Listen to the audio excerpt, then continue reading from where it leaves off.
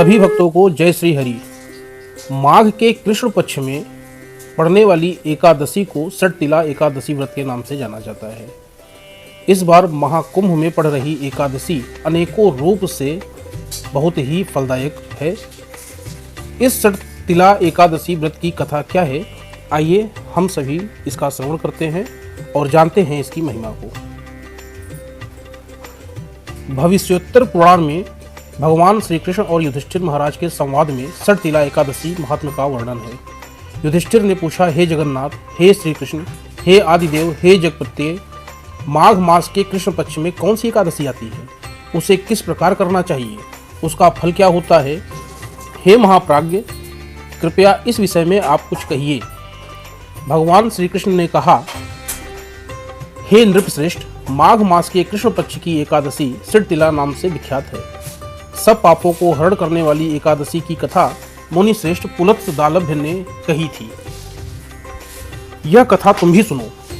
दालभ्य ने पूछा, हे मुनिवर, मृत्यु लोक में रहने वाला हर एक जीव पाप कर्म में रत है।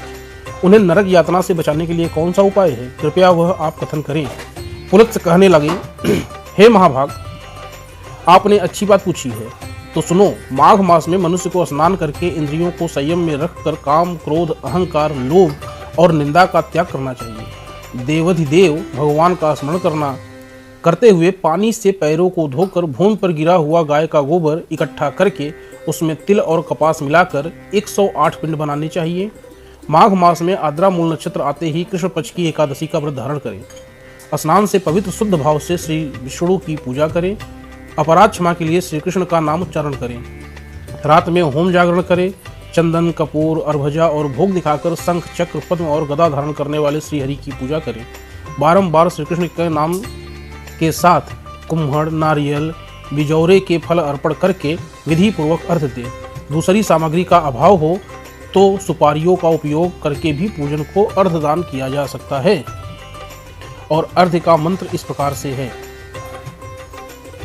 कृष्ण कृष्ण कृपालु स्व मगतीनाम गतिर्भव संसाराणर्व मग्नानाम प्रसीदम पुरुषोत्तम नमस्ते पुंडरीकाक्ष नमस्ते विश्वभावन सुब्रहाय नमस्तुते महापुरुष पूर्वज गृहाणार्ध्य मया दंतम लक्ष्म्या सह जगतपति। सच्चिदानंद श्री कृष्ण, आप बड़े दयालु हैं। हम अनाथ जीवों के आश्रयदाता आप हो। हे पुरुषोत्तम, हम इस संसार के सागर में डूब रहे हैं, कृपया हम पर प्रसन्न हो। हे विश्वभावन, हमारा आपको वंदन है। हे कमल नयन, आपको प्रणाम है। हे सुब्रमण्यम, हे महापुरुष, हे सभी के पूर्वज, आपको प्रणाम है। हे जगतपते लक्ष्मी के साथ आप इस अर्घ्य को स्वीकार करें। इसके पश्चात ब्राह्मणों की पूजा करके उन्हें पानी से भरा घड़ा देना चाहिए। साथ में छाता, चप्पल और वस्त्र भी अर्पण करें। इस दान द्वारा भगवान श्री कृष्ण प्रसन्न हो, यह कहते हुए दान करना चाहिए। अपनी परिस्थिति अनुसार श्रेष्ठ ब्राह्मण को काली गाय दान देनी चाहिए। हे द्विजश्रेष्ठ, विद्वान पुरुष ने तिल से भरा हुआ पात्र दान करना चाहिए।